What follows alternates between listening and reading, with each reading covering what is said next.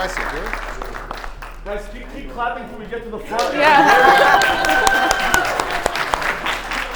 Are we sharing mics? Looks like it. This feels like I'm about to call someone in my office. Without any further ado, this is Digital Assyria and Social Media Influence. Oh, thank you. Are we sharing this mic? I think we're sharing this mic. Cool. Let's go ahead and get started and give these people what they came for, right? Okay, right on. So, thank you guys so much for coming for the first ever Assyrian influencer panel here at the 91st Annual Assyrian American National Convention. My name is Emmanuel Romanous. I'm going to be the host for this conversation. And essentially what I want to do is, there's a lot of people in here that you may recognize. Give me a show of hands if you guys follow any one of us sitting on this panel right now. Right on. Okay, basically the whole entire room. So, what I want to do is, I know you guys have a lot of questions that you want to have answered about our personal lives maybe, and then relate that back to the Assyrian cause and how we can progress the Assyrian agenda forward through our personal experiences. So the first thing I want to say is, Ramina, I'm actually very happy you're here right now. I'm very happy too. And I know that you are going to find your husband at this convention. Okay. I hope so. Yeah! So let me ask you a question though. Does he have to be Assyrian? I'm looking for a guy in finance. Okay. No, honestly, I mean, my parents would love that, so it wouldn't be a fight. But I'm like such a romantic. I'm like, it's gotta be Assyrian. Who knows, right? I would appreciate it though, because then you don't have to explain so much about our culture, you know? Like you go to a family function, be like, why is everyone yelling? You don't have to explain. We're just talking, right? So obviously it's more convenient, and then also, you know, you have that aspect of like keep our Dhamma pure. I don't really care about that stuff because I feel like being Assyrian and being nationalistic can be taught and can be expressed in more ways than just what's running through your veins, right? So that stuff to me doesn't matter. Again, I'm a romantic, so if I fall in love with whoever, then I fall in love with whoever. But yeah, welcome to my therapy session, guys. This is fun. Huh, Aziza? That guy's shooting his shot on That's his wife, His man. wife is like,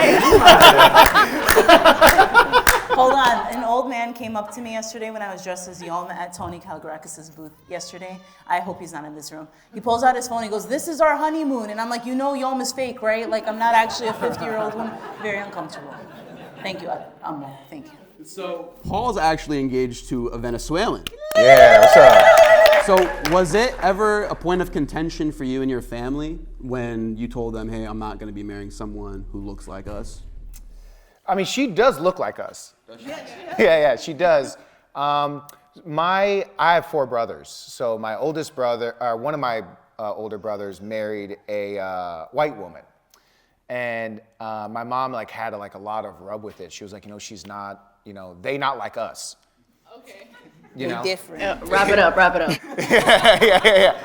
So my mom had some issues with it, but I feel like a lot of it just stemmed from like, you know, we have such a lost identity, and like preserving our culture is so important to us that it's like when you marry outside your race or with someone outside your ethnic background, it sort of feels like it's like, man, you're diluting this already diluted thing. So it took some time, and then my mom was like, you know what, she's cool.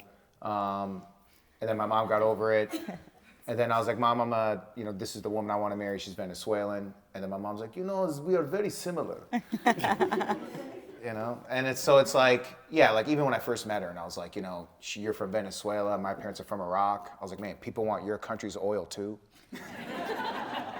You know, so we bonded over our stolen natural resources. And yeah, so it's great. I think you should follow your heart, like with what Ramina said. Obviously, it would be nice, but also it's like she's learning Sudith. She unfortunately couldn't come to the convention, but you know, we're gonna raise our kids, you know, Assyrian Venezuelan. Yeah, that's beautiful. I think the reason why it's such a big topic that a lot of Assyrian parents from my generation, of our parents' generation rather, they stress these things because there's a fear mindset because we're so limited in numbers. There's only 4 million Assyrians worldwide, right? But then also we have Ellysa who got into a relationship at very young. I don't know if you want to talk about that, but you were young and you found a person within the Assyrian church. Was that important for you to find someone who was also Assyrian? So I'm a lot like Ramina where, you know, I go where my heart takes me. But I was very fortunate to find somebody that, you know, I really love that went to my church. And, you know, growing up in high school, sometimes, you know, you like to explore, you like to meet new people. So it was a lot easier, and it kind of opened my eyes seeing how crazy it is to meet someone so similar to you. And you don't have to explain anything, and it's really awesome. Like, you go to the events and they're there. You know, they eat the same food as you and they enjoy the same things you do. You can listen to Assyrian music together in the car. And it almost like made my relationship better. Like, it made me really happy to be Assyrian. You know, he also taught me how to be Assyrian because I was kind of really far away from my culture until, you know, I got to meet him. So it was a blessing in disguise. And honestly, it really changed my life, so. Yeah, let me get the Assyrian George Clooney on this conversation. Is that me? Yes, sir. Okay, he looks good, right? Yeah. Also, he was a bachelor for a very long time. Vinny, what's up, man? When are you gonna tie the knot, brother? This is why the last convention I was at was, I think, 20 years ago. Wow.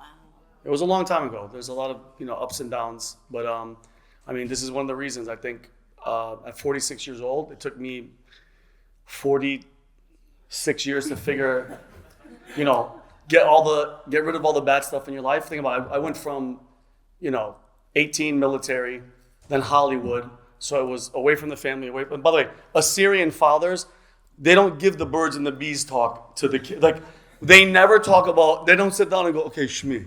It's not like one day to the kids, right?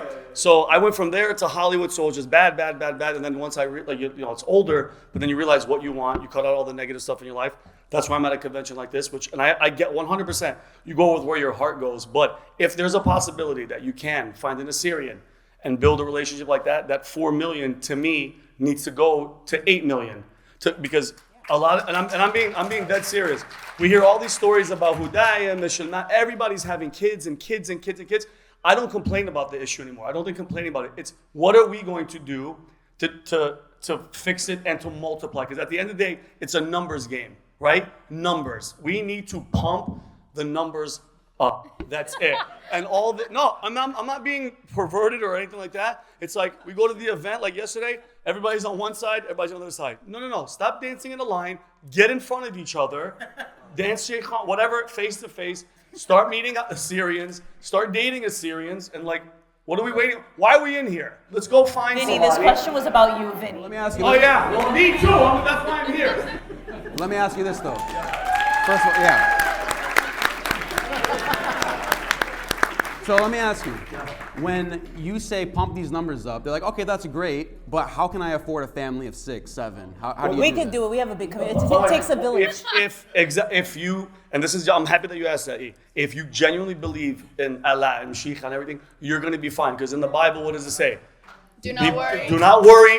By the way, you know what? I love that you said that. You know what saying is in the Bible the most 365 times in the Bible? Don't be afraid. Don't be afraid of anything. And if you do about Allah wants us to have kids, it says be fruitful and multiply. You're going to be fine. It's the fact of finding someone that has the same qualities and morals for you, and then you just go. I think worrying about all that will come second nature. I know people that have 4 or 5. My brother has 4 kids. He's going crazy, but they're doing it. You know what I mean? Yeah. He's losing, wherever he is right now, he's losing his mind. Yeah. But he's happy. So, and you're right. I have to do my part. I've been, so I don't drink. I'm going to Umrah. I'm reading I'm doing everything. And I think once you get down that path, Allah waits, because you guys know this. You pray and you do everything and you expect, okay, I want the result hadiyah. Oh wait, I was praying to Mshikha. Why did I get it? No. God waits, and you wait, and then 2-3 years or whatever happens, then He gives you what you were asking for when you least expect it. So I'm going down the path and I'm waiting. Yeah. So I hope it happens this weekend. I like how we shifted to the conversation towards God now, because this is something beautiful recently that just happened to you. You just got rebaptized. Yes. And it was beautiful. And congratulations. It must have been a fantastic feeling for you, rejuvenation with your spirit with God. That's a beautiful thing. Yeah. I need to bring this up, though, because I think a lot of people have this on their minds. Yeah. Assyrian Church of the East, typically they baptize their kids when they're babies, right? Yeah.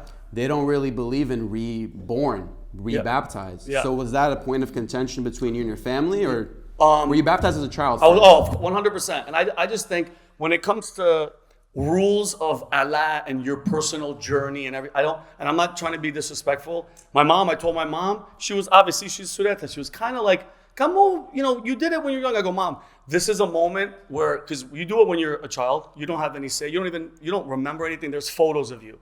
At this point in my life, I was like, you know what? Enough is enough talking. This is my showing to God that I'm dead serious and I'm walking down that path. And just a really quick story. Do you mind if I tell you guys a story? I told this story and it got me emotional. I don't know, a couple of girls right here that I told. I go to get baptized at a non-denominational Umrah. It's at a beach, Fort Lauderdale. I show up kind of nervous. There's like 60 people. The pastor's doing his thing. And a pregnant girl sees me. She goes, oh my God, Vincent Oshana, oh my God, I love you. I love the podcast, what you and Patrick are doing, blah, blah. She goes, my husband adores you. I go, where is he? Let me say hi. She goes, he's in the water baptizing someone. I go, let's go there. I'll let him do the baptism. I go there and the wife goes, Vinny, this is so wild, this moment, what you're doing. She goes, a month ago, we're here and baptizing. And she goes, there's a guy standing by the water, clothes, jeans, sole in the water, just standing there looking out into the water. And she's like, excuse me, sir, are you going to get baptized? And he, no words, no nothing. He's standing there for 3 hours, nothing. They're finally done. Everybody's done. They're closing up. And she goes, listen, I hate to be this person again, but she's like, you look like you're in pain. I think you should do it. He finally cries, goes inside, gets baptized, comes out. After 10 minutes of talking to him, he tells her that he showed up there to kill himself. Goes in there, this is so emotional. He goes in his pocket and pulls out a suicide note in like a plastic thing just to prove to her. And he's like, what are the odds that today I came here to do this and you guys were here? Now he goes to the Umrah. So my thing, I know that kind of shifts, but it's a moment. I get all the history that we're supposed to do this, but if you feel it, and it's, by the way, it's giving myself back to God, like making my reaffirmation, like I'm all in, and that's the goal. So I don't think it's a bad thing to God. And one thing also is that, the age in which you find God is not just something because, I got baptized as a kid, I'm going to have God with me always. It's a relationship that you accumulate. We were at a conference this year, Ellysa and I, and she's like, you got to see my Bible. I looked at her Bible. There was no part of the Bible. You can't even read the Bible anymore. It's all of her notes, her sticky things. So when did you and your walk with Christ align each other? This is my favorite topic. Okay, so before I went to the church, Assyrian Church of the East, I lived in Canada for 15 years of my life. So, yeah, woo! I'm so sorry, by the way, if you live there. But you guys are cheering. It's not a good thing. I'm just kidding. You heard those 3 Canadian claps? Yeah, they're like, woo! They sound really polite, though. So, yeah. So I lived there for 15 years. I went to my home church. I went because my cousins went. I went because my mom went. And then when I moved here to America, I moved August of 2019, and immediately the world shut down. This is during quarantine. So I moved here, and then quarantine happened. The world shut down. There was the BLM riots. There was all of this. I was like, is this what America is? This is awful. I was like in my room, scared, Anyways, I was on TikTok. I've been doing TikTok for about 4 years. Always making content, and I was on TikTok one day, and I saw a video of this girl and her Bible. I will never forget what she looks like. I forgot her name though, but she, without knowing, saved my life. She had this Bible and it was beautiful. It was pink, and she was posting about her testimony, and something clicked in my head. I was like, I've been going to church for so long. I've been taking the body and blood of Christ, and I never knew him. And something stuck out to me, and I needed to change this. So I ordered a Bible. And every day of quarantine, I would read my Bible. There was one day, I remember 6 hours on my bed, I was reading my Bible. 3 hours I was praying, and the other 3 hours I was reading, just reading. I have read the entire Bible from 2020 to 2021. I finished it. And it changed my life. So then when I went back to the Assyrian Church of the East and found my home church, I knew who Jesus Christ was, not just because, the people there were telling me to go. And during quarantine, my entire account was about spreading the word of Jesus Christ. So before I did comedy, before I did skits, I'm an ambassador of Christ before anything. That was my first thing, right? And it was hard. It was hard because I came from Canada. I barely knew anyone. And I went to high school. I started going to high school. And I was like this Jesus freak from Canada. She was really weird. And I didn't care. I kept posting. But yeah, so it became my pride and joy every day. If I skipped reading the Bible, I would feel conviction. I would feel bad. Anyway, so then I started going to church. And I wasn't close with my Assyrian roots. This is what kind of brought me to it. So when I went to church, I sat down, I was by myself, and that's when Joseph came up to me and he's like, I've never seen you before. Your boyfriend. Yeah, my boyfriend. He came up to me, he's like, I've never seen you before.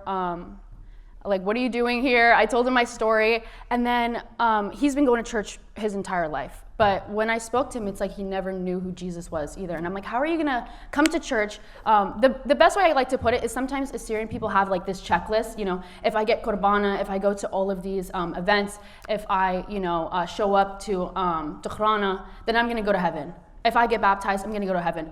But how is your relationship with Christ? When you're alone in your room, and you're feeling lost and empty, are you going to remember that you took Qurbana and feel better? It's not that. It's the fact that you put your hands together and you get on your hands and your knees, and you humble yourself in front of the person who loves you the most, and you talk to him. And the biggest thing I like to say is, how are you expected to know what love is if you do not know who created you? And he is what love is. You see God and love being intertwined in the Bible a lot. And I really truly think I wouldn't be able to love in my relationship with purity and with real love if I did not know who God was. And I truly think God brought me to that church, not to meet him, because I did that on my own time, but to meet people who would strengthen me and strengthen my walk with Assyrian people. So where I strengthen him with reading the Bible, his Bible is starting to look like mine with the sticky notes and the highlights. And, he's teaching me how to dance and how to speak the language and how to read and write. So we both benefit each other. And I think it's very, very important to find who Jesus is. And when you find who Jesus is, you will find who you are. So if you're ever feeling lost. So thank you for that testimony. That's amazing. And I do want to get Paul and Ramina back in the conversation. But just really quickly, I want to make something apparent.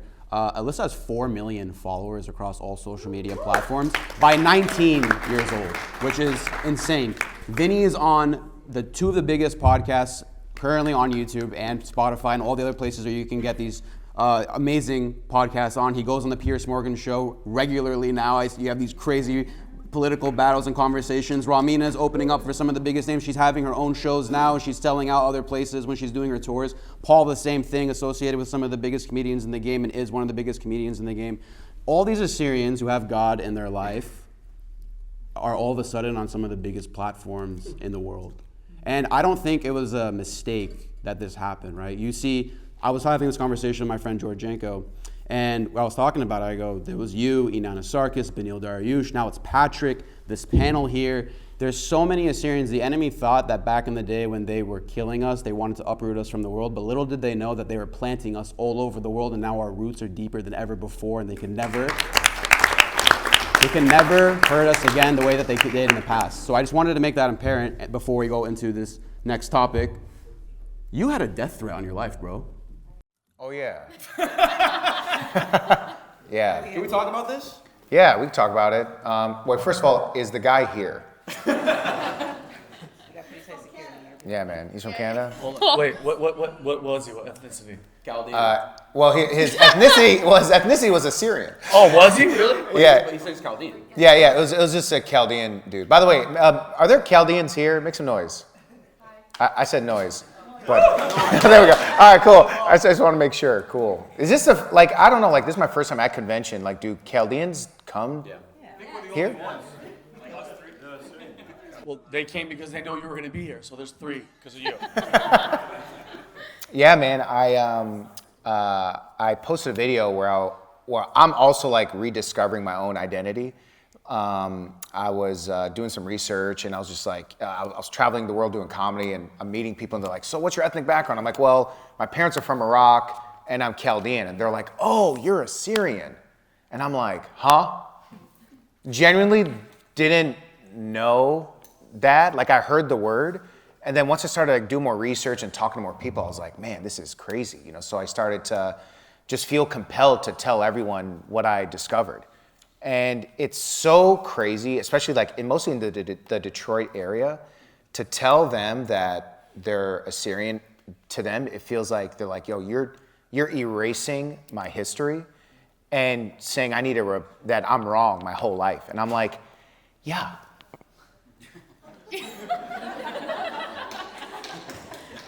And that's like, when yeah. you got the death threat.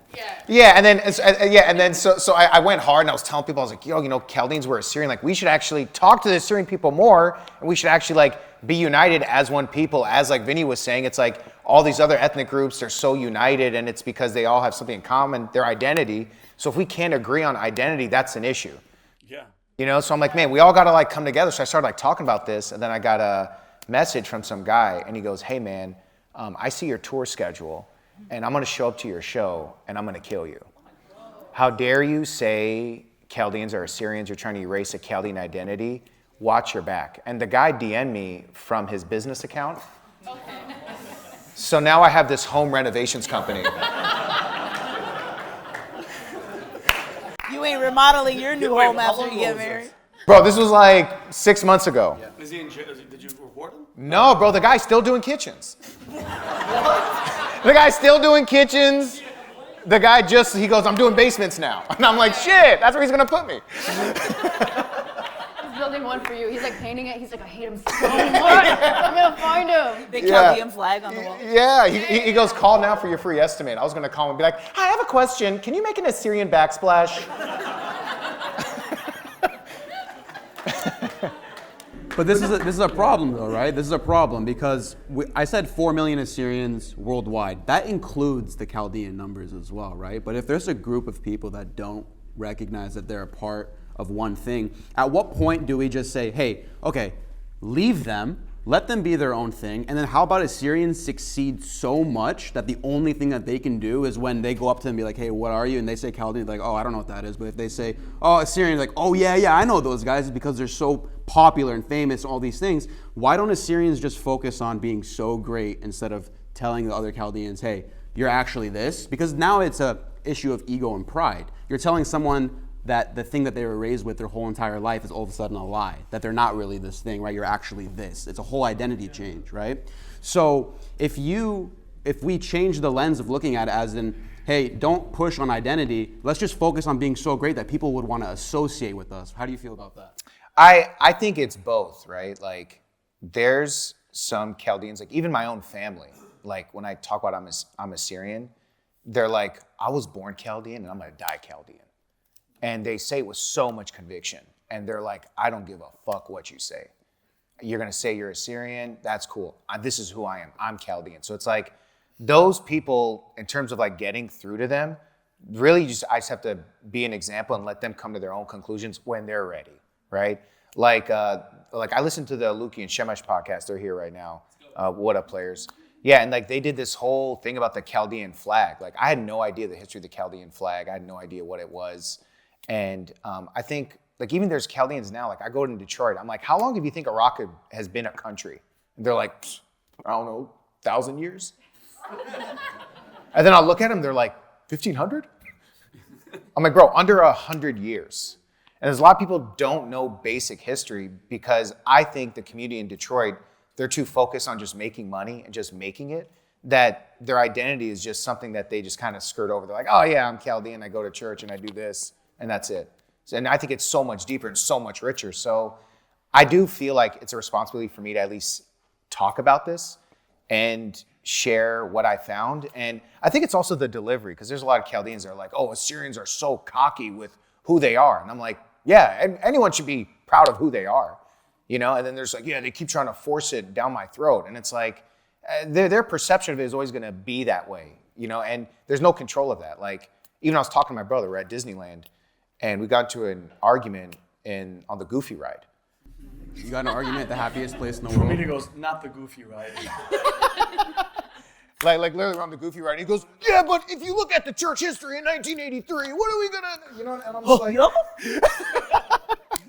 yeah. So I think the church has to be involved. Like I think the Assyrian churches and the Chaldean churches need to like meet and have conversations, because it's like the Chaldean people, they listen to their priests. You know what I mean? Their priests are like, they listen to that. And it's like the priests don't even talk about this. They won't. They won't talk about it. They won't. Who wants to destroy their own kingdom? But the thing is, it's not just like, I don't understand the framing of destruction. It's actually the framing of like combining and joining. Yeah, so it does hurt me, and it's something that I deeply care about. And it's like, I do feel myself separating myself from like my own tribe, because there's a lot of Chaldeans in Detroit that are like, yo, we don't fuck with this guy no more. There's Chaldean organizations that don't book me, all unfollowed me on Instagram. And it did hurt. It did. And I was like, damn, like, what do y'all want? You want me to just say what you think? So it's a struggle, but it's like, you know, Jesus struggled in so many ways. And it's like, I think struggle is a part of growth. And it's like my faith in God is keeping me moving. So that's what I'm going to do. Yeah, that's great, man. I want to get Ramina back into the conversation. So, Ramina, in the topic of identity, right? When I first met you, you were taking off as Yom, right? This was about 2-3 years ago. Now, which if you don't know, she's everyone's Assyrian mom. That's who Yom is, right? She has no name for a reason. She's just Yom. Right. And so, but now your audience is so diverse. It's not just Assyrians. It's, I mean, you sing your Bollywood songs, you have a Greek following, Indian following. Yeah, I all walked these into a people. Home Goods once and a Puerto Rican came up to me. There you go. Like, So oh. you have a very diverse background, right? How do we make sure that, though that we're diversifying in this world, use our platforms to continue to push the Assyrian agenda forward? You just stick with it.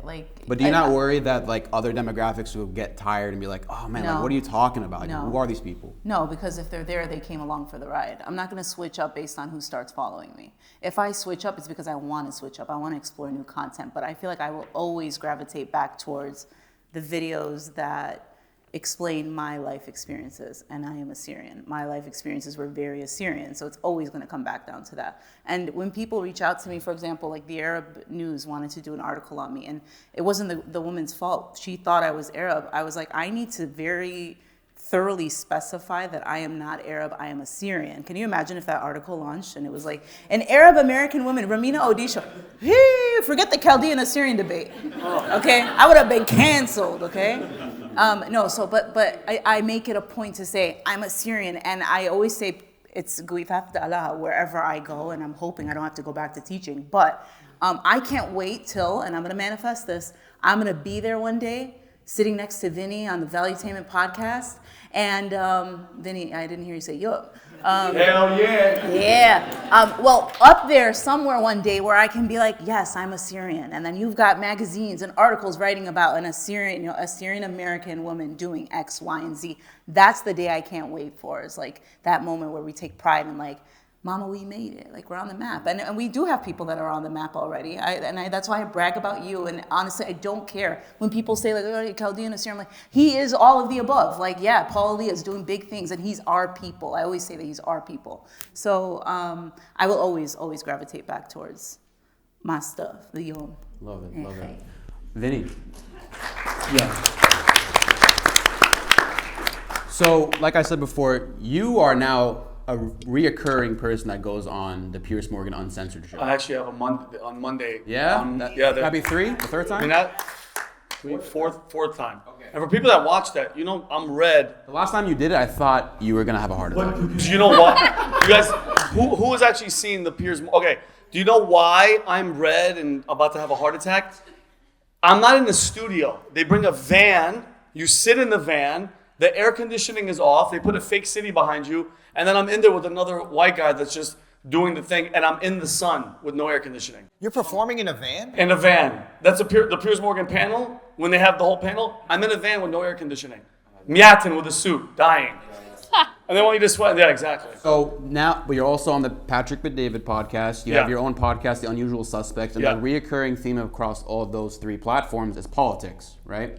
The majority of it, yes. I would say what would you say, 40-50% is politics? Yeah, I would say 50, 60, then the rest is business and stuff like that, yeah. But a lot of it is pertaining to American politics specifically here because we live here, yes. Obviously, right? That's important to us. Yeah. So a lot of people would say, why should Assyrians care about what the United States politics and political climate is like? We should be focusing on our own things. Yeah. But what I think that they're missing is that they don't get that American politics dictates world politics. 100%. Right? And so whatever happens here will affect Atra. It'll 100%, right? Yeah. So as a person who's constantly talking about American politics, how can you shine a light to benefit the Assyrian people when you're on the biggest political talk shows in the world? Oh, I mean, you basically just said it with a great point. It's like everything that happens here dictates, especially in the Middle East. Look at what ISIS was doing to our churches.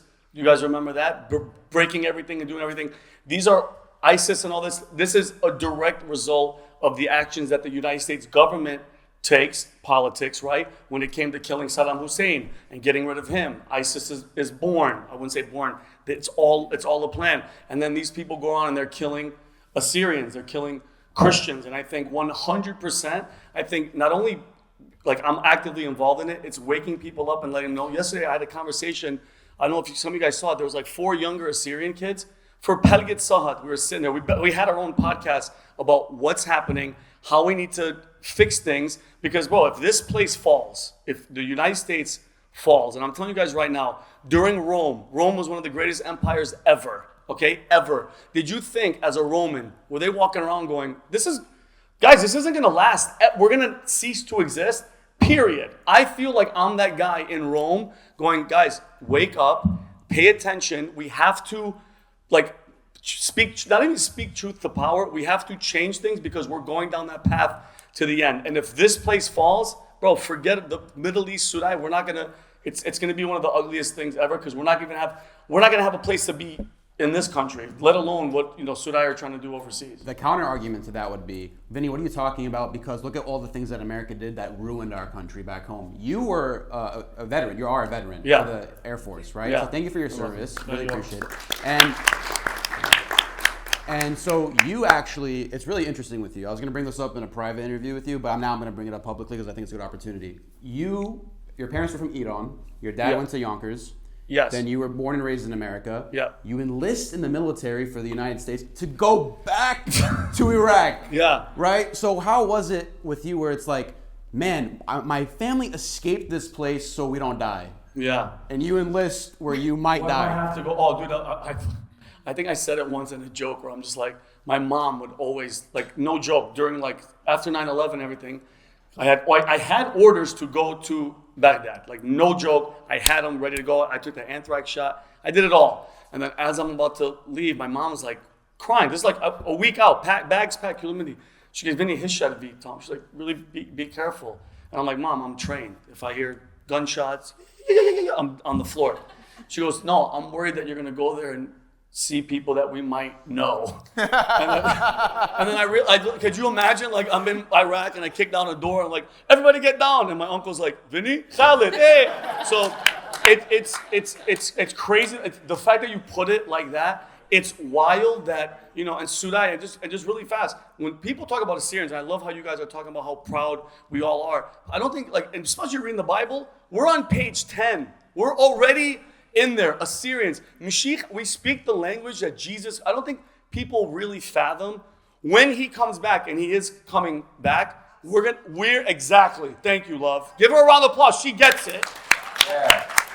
We're gonna speak the language, so you already know, people are gonna be like, excuse me, what is he? I'm like, stop. Like, we're gonna know what Jesus Christ is saying, and it was wild to, because mind you, it wasn't just me. My brother and my sister joined as well. So legal immigrant parents, they come here. All 3 of their kids joined the military. My sister retired 2 years ago after 26 years in the Air Force. My brother did 10 years. We are literally the American dream is our family. And I think with what you're saying with going back to the Syrian thing, I think the more we solidify what's happening with the government and everything, that's how we are going to grow. And the Assyrian name, we have to keep saying Assyrian. And Paul, I feel what you're saying.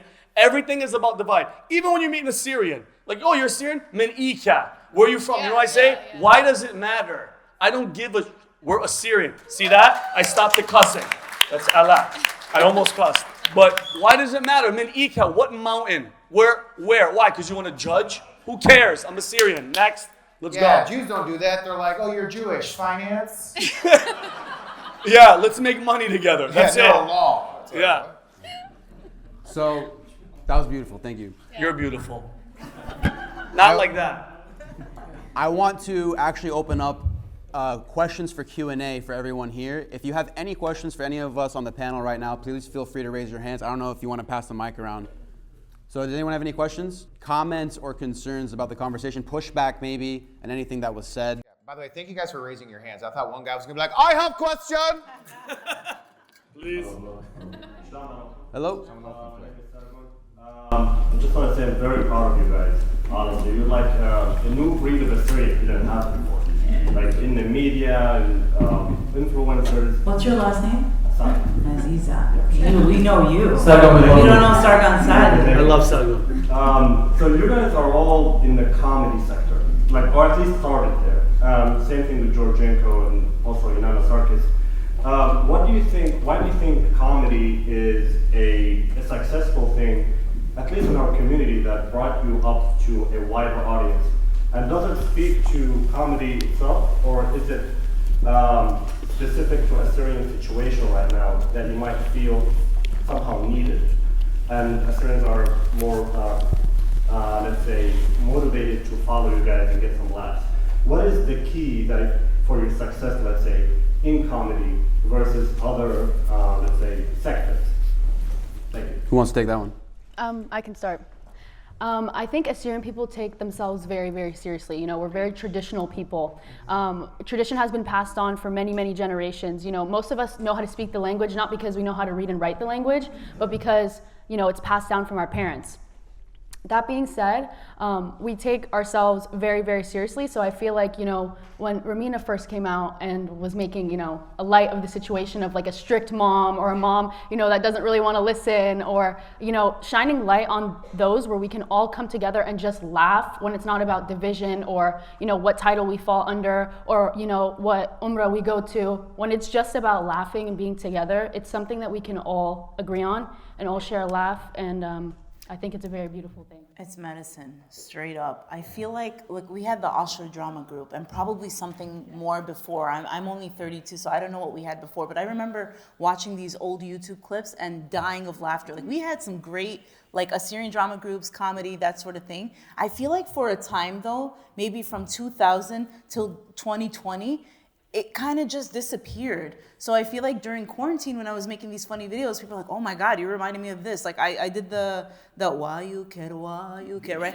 And Samir Bahi messaged me, he's like, oh my God, like, this is great. Like, it was kind of like a revival of what used to be. And you're right, I feel like we do as a people take ourselves so seriously, and not to say that we shouldn't, because we had a lot of stuff happening with us from the 2000s till 2020. So I feel like it was very focused on like, woe is us all the time. But we have such a beautiful culture and history. And this is why I preach that I will forever try to make people laugh instead of dwelling on the reasons why we cry instead, right? So medicine. And do you want to take the next? Yeah, and I think great question, by the way. And I think with comedy, and I think Ramina she hit the nail on the head. And you said it too, taking ourselves too serious. But I think especially with comedy with social media and YouTube and everything, it's way easier to get out there. I was in Hollywood for 15 years. And guys, I'm telling you guys right now, and you guys would be 100% proud of me, I would kill auditions, drama auditions. Like, I'm a way better, no joke. Cry right now. I could cry. I already did before. I cry all the time. I was, my number one thing is drama. I don't know if you guys, I have videos where I'm crying and doing, dramatic is my number one, and comedy comes second because it's easier for me to do drama than comedy. Comedy, what you guys do, you guys, it's ridiculously hard. But I was going in rooms, and you know, you could vouch for this, in Hollywood, and I'd be finished and like, so, Assyrian, what is, like, what are you? Where are you from? I'm like, oh, I'm 100% Assyrian. And you guys know who runs the show in Hollywood. They'd be like, oh, okay. And I didn't get the role. I wouldn't get these roles. Oh, guys, this is real life stuff. So with drama, to get into that industry with being dramatic, it's very, very, who's the A-list drama actor in Hollywood? There's one guy. Who was the guy? He was the Assyrian, Abraham Muda Shemu. There's one guy, and you never hear that they're Assyrian. They don't talk about it. What? And who's the other? Who's the athlete that's Assyrian?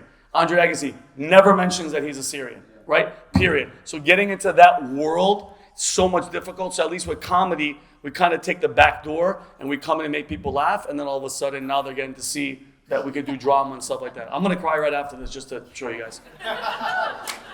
We have another question. Oh yeah, I mean, it's just, comedy is a storefront. And then once people get in, then it's like we can say shit, and like we can talk about our identity and make, but comedy is the thing that's going to lead people in, so it's like I use it as a device so I can say what I really want to say.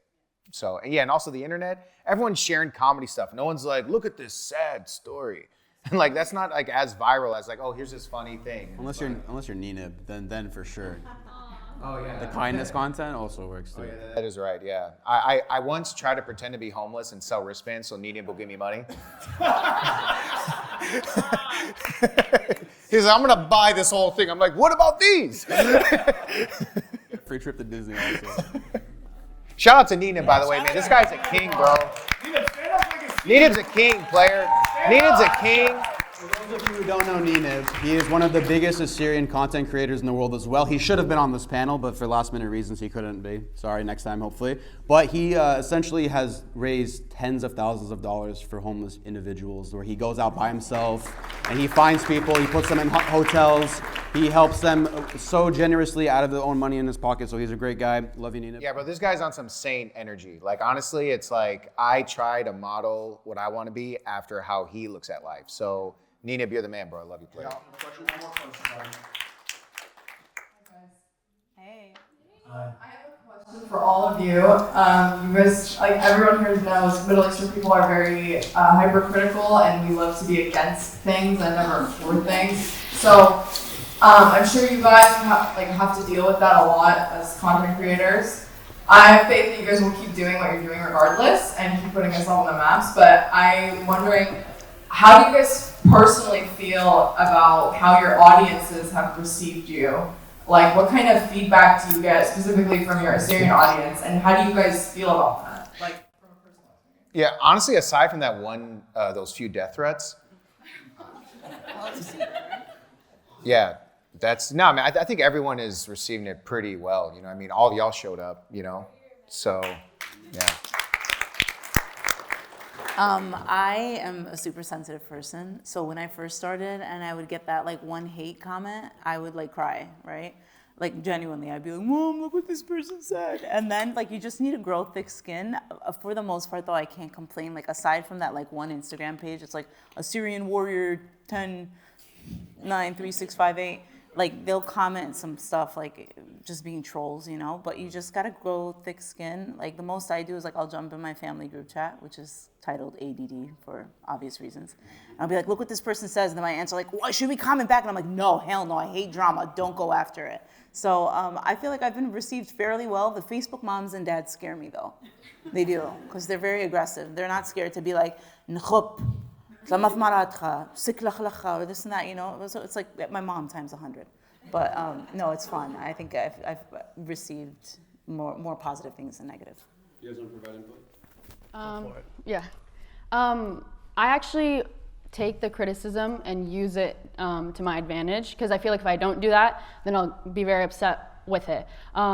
And it actually inspired me to, learn my language a lot more, and, maybe even do videos in my language and spread awareness. Because somebody will comment like, why aren't you speaking Assyrian? And the comment will literally be in English, and I'm like, okay, well, yeah, you're not any better than I am.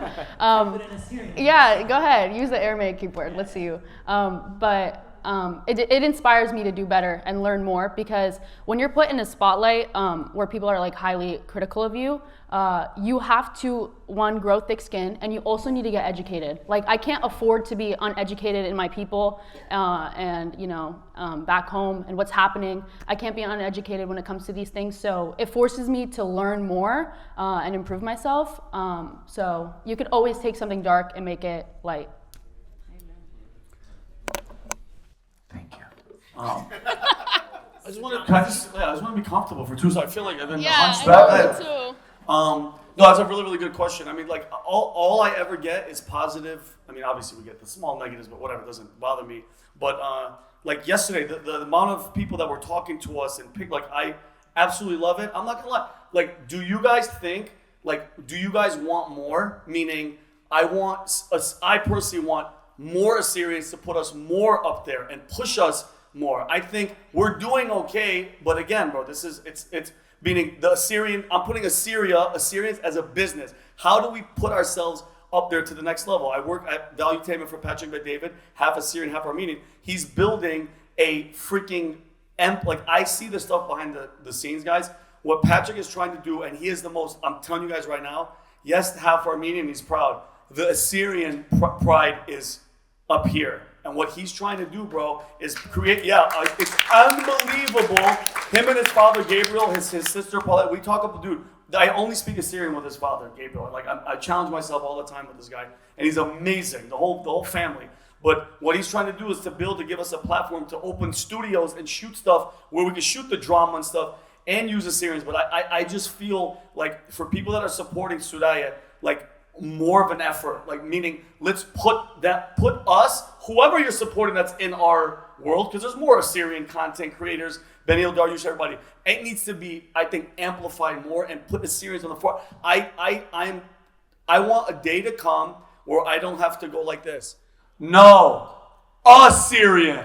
And they're like, oh, Syria. I'm like, no. I have to do a history report every single time. I think the goal is to get to the point where I go, I'm Assyrian, and they go, oh, I know a guy. Right. I think they cut my mic off. They cut us off. I think they cut us off. No way, they cut us off. Oh, there you go. Oh, okay. Y'all cut off these microphones? Who was in charge? We have time for another question? Yeah. Someone on this side. Go back. Take 14 more questions. Do the people in the back know that they're really late? It's not our fault. They're on Assyrian time. Yeah, exactly. Yeah. Okay.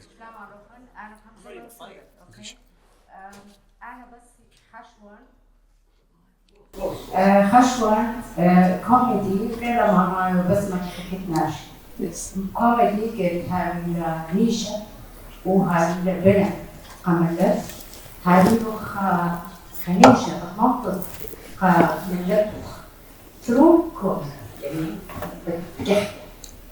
جاي أكثر وهو إليجنت هو هاي كلاس لو تشيب أكثر كوميدي ناجحة ما حكيتنا مستقبل يطلقنا بريتن كمالة في مصر كنا شوية بملياردير كوميدي إلى رابهم إلى بس يعني هو هاي كلاس. Paul, translate. She said you're not funny at all. That's what she just said. Wow. All that, Paul. She said that Paul is. I got this. You're not funny, and that she said that if she had the chance, she would kill you. Do you own a home renovation company? Yeah, do you paint basements by any chance?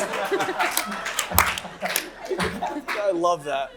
So I think that was more of a statement that comedy should have a purpose and a class, not just to entertain. It was a comment. Great point. I think we have time for one more quick question. One more question. We're gonna go back here. One more question.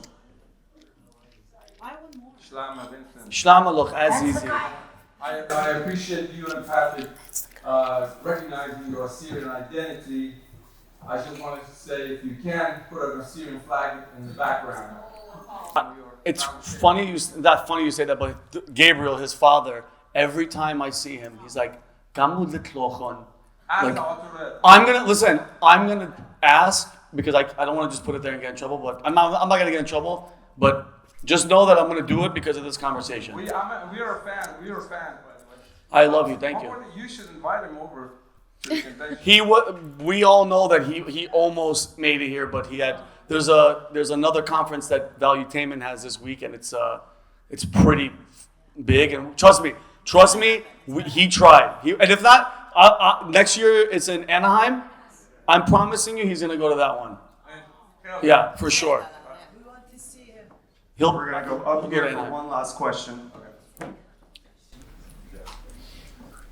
I'm taking executive privilege here for one last question. Again, thanks so much from behalf of the Federation. We're really excited for this collaboration, so we're honored that you're here and part of it. Thanks to Emmanuel Romanous for organizing and setting this up. So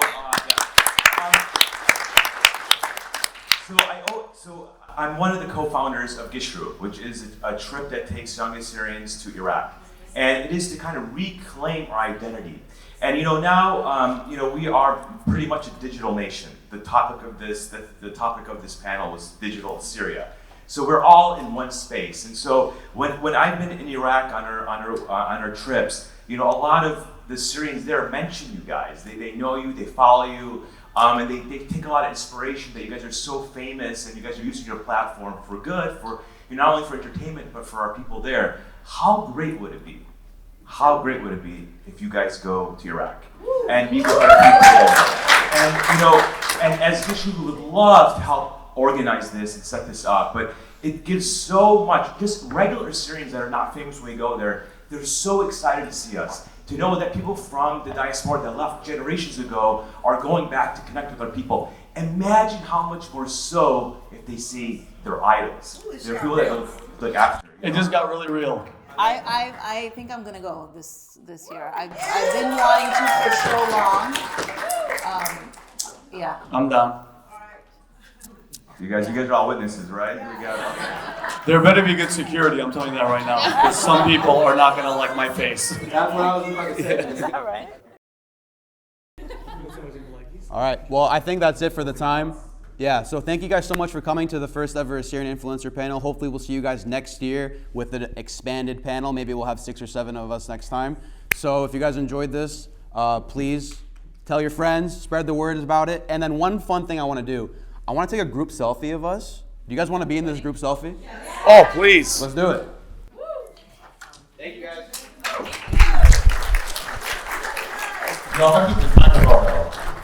Well, they're getting set up.